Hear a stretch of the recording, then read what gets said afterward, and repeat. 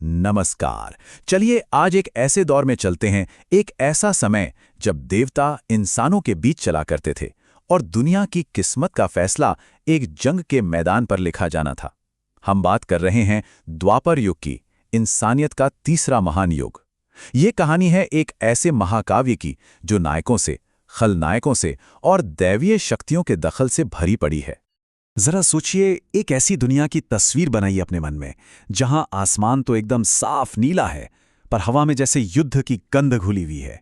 जहां आलीशान महल तो चमक रहे हैं, लेकिन उनकी ऊंची दीवारों के पीछे साजिशों के जाल बुने जा रहे हैं।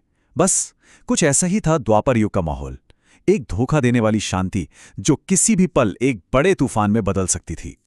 अच्छा, तो इस पूरी कहानी को समझने के लिए हमें बिल्कुल शुरू से शुरू करना होगा। देखिए, द्वापर युग जो था वो ब्रह्मांड के समय चक्र का तीसरा पड़ाव था। इससे पहले सतयुग और त्रेता युग गुजर चुके थे, लेकिन इस युग की सुबह कोई सुनहरी नहीं थी, बल्कि ये एक ऐसे पतन की शुरुआत थी, एक ऐसी गिरावट की जो धीरे धीरे पूरी दुनिया को अंधेरे में धकेलने वाली थी। तो सोचिए, द्वापर युग की जब शुरुआत हुई ना, तो समाज की जो बुनियाद थी वो हिल चुकी थी, बिल्कुल खोखली हो गई थी। धर्म, मतलब जो सही और गलत का पैमाना है, जो पूरी कायनात को बैलेंस में रखता है, वो सिर्फ आधा बचा था, 50% खत्म। और जब नैतिकता का इतना बड़ा हिस्सा गायब हो जाए तो क्या होता है? जमीन तैयार होती है एक बड़े सियासी और सामाजिक तूफान के लिए, और वो तूफान बस आने ही वाला था। इस युग का इंसान एक बहुत ही अजीब विरोधाभास में जी रहा था। एक तरफ तो दिमाग तेज हो रहा था, बुद्धि बढ़ रही थी, जिससे कमाल की तरक्की हो रही थी, लेकिन दूसरी ही तरफ लालच और मैं यानी अहंकार, वो भी उतनी ही तेजी से बढ़ रहा था। अब तेज दिमाग और स्वार्थ का ये मेल, ये तो किसी विस्फोटक जैसा था जिसने टकराव के लिए बिल्कुल सही माहौल बना दिया था। लेकिन ब्रह्मांड का जो संतुलन है ना, वो ऐसे अंधेरे को ज्यादा देर तक टिकने नहीं देता। जब भी अधर्म यानी अराजकता हद से ज्यादा बढ़ जाती है, तो एक दैवी शक्ति को आना ही पड़ता है। दुनिया में जब ये पतन हो रहा था, तो इसी के जवाब में इस युग के सबसे बड़े किरदार का जन्म हुआ, जो बढ़ते अंधेरे में उम्मीद की एक रोशनी बनकर आए। लेकिन उस दिव्य अवतार के आने से पहले भी हस्तिनापुर में कहानी की बिसात बिछ रही थी। वहां महापितामह भीष्म ने एक ऐसी भीष्म प्रतिज्ञा ली जिसने कुरुवंश की तकदीर की दिशा ही मोड़ दी। उनकी आजीवन ब्रह्मचर्य की कसम ने अनजाने में ही आने वाली उस भयानक त्रासदी की पटकथा लिख दी थी। और फिर मथुरा में, जहां राजा कंस का जुल्म चारों तरफ फैला था, उसी अंधेरे के बीच एक जेल की कोठरी में उम्मीद की एक किरण पैदा हुई। श्री कृष्ण, भगवान विष्णु के 8वें अवतार। उनका आना सिर्फ एक जन्म नहीं था, ये एक सीधा सीधा दैवीय हस्तक्षेप था जो बिगड़े हुए संतुलन को फिर से ठीक करने का वादा कर रहा था। कृष्ण का शुरुआती जीवन तो दैवीय लीलाओं और चमत्कारों का एक तूफान था।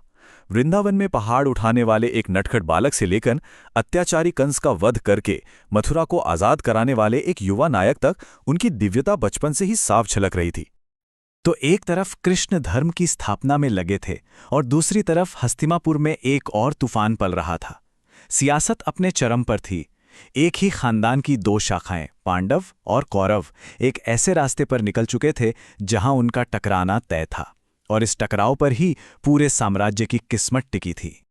मथुरा पर बार बार हो रहे हमलों से अपनी प्रजा को बचाने के लिए कृष्ण ने एक बहुत बड़ा और साहसी कदम उठाया।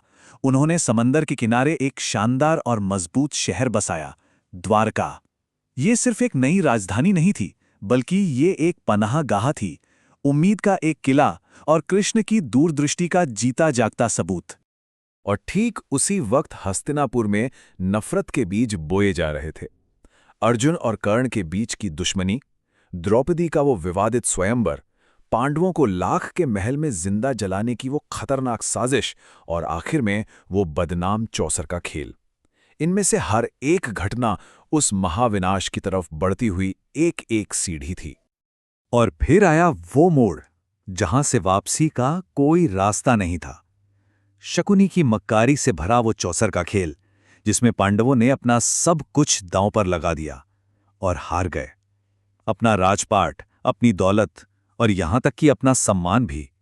ये कोई खेल नहीं था, ये तो युद्ध का ऐलान था, जिसने अपमान और बदले की आग को पूरी तरह भड़का दिया। उस धोखे भरे खेल का अंजाम था एक बहुत सख्त सजा, 12 साल का वनवास और उसके बाद 1 साल का अज्ञातवास, जिसमें उन्हें छिपकर रहना था। लेकिन ये 13 साल सिर्फ सजा नहीं थे, ये उनकी परीक्षा का समय था, तैयारी का समय था, उस बड़े युद्ध के लिए जो होकर ही रहना था। 13 साल बीत गए। शांति की सारी कोशिशें जब नाकाम हो गईं, तो धर्म और अधर्म की सेनाएं कुरुक्षेत्र के मैदान में आमने सामने आ खड़ी हुईं। अब बातचीत का वक्त खत्म हो चुका था। समय आ गया था इस महाकाव्य के सबसे बड़े अध्याय का, उस महायुद्ध का जिसे दुनिया महाभारत के नाम से जानती है। ये समझना बहुत जरूरी है कि ये लड़ाई सिर्फ जमीन या सत्ता के लिए नहीं थी, ये असल में धर्म और अधर्म के बीच वजूद की लड़ाई थी। एक तरफ थे न्याय और कर्तव्य के रास्ते पर चलने वाले, और दूसरी तरफ थे लालच और अराजकता। ये जंग दुनिया की आत्मा के लिए लड़ी जा रही थी। कुरुक्षेत्र के उस खून से लथपथ मैदान पर एक बहुत गहरा सवाल गूंज रहा था। जब भाई भाई के खिलाफ खड़ा हो और शिष्य अपने गुरु के, तो असल में जीत किसकी हो सकती है? क्या कोई सच में जीत पाएगा? पूरे 18 दिन तक घमासान युद्ध चला और हर गुजरते दिन के साथ बड़े बड़े योद्धा गिरते गए। 10वें दिन महायोद्धा भीष्म बाणों की शैया पर लेट गए। 15वें दिन गुरु द्रोण मारे गए। 17वें दिन कर्ण और अर्जुन का वो फैसलाकुन मुकाबला हुआ और 18वें दिन भीम और दुर्योधन के बीच हुए गदा युद्ध के साथ इस जंग का अंत हुआ। लेकिन इस भयानक विनाश के बीच ही इस पूरी कहानी का सबसे गहरा लम्हा आया, जब अर्जुन ने हिम्मत हारकर अपने हथियार डाल दिए। तब उनके सारथी कृष्ण ने उन्हें भगवद गीता का वो दिव्य ज्ञान दिया। ये सिर्फ एक उपदेश नहीं था, ये तो कर्तव्य, तकदीर और खुद इस दुनिया की हकीकत के बारे में एक बड़ा रहस्य उद्घाटन था, जो उस महाविनाश के बीचों बीच दिया गया। युद्ध तो खत्म हो गया था, लेकिन जीत की कोई खुशी नहीं थी, सिर्फ खामोशी थी। कहानी अभी खत्म नहीं हुई थी। अब बारी थी द्वापर युग के आखिरी अध्याय की, देवताओं के अस्त होने की और एक युग के समापन की। देखिए, विडंबना कितनी दुखद थी। युद्ध के मैदान में मिली जीत भी उस युग के अंदरूनी सड़ांत को खत्म नहीं कर सकी। यहां तक कि जीतने वालों को, पांडवों को भी कभी सच्ची शांति नहीं मिली। और किस्मत का खेल देखिए, खुद कृष्ण का अपना यदुवंश एक श्राप और आपसी घमंड की लड़ाई में खत्म हो गया। ये उस युग के पतन का आखिरी और सबसे दर्दनाक सबूत था।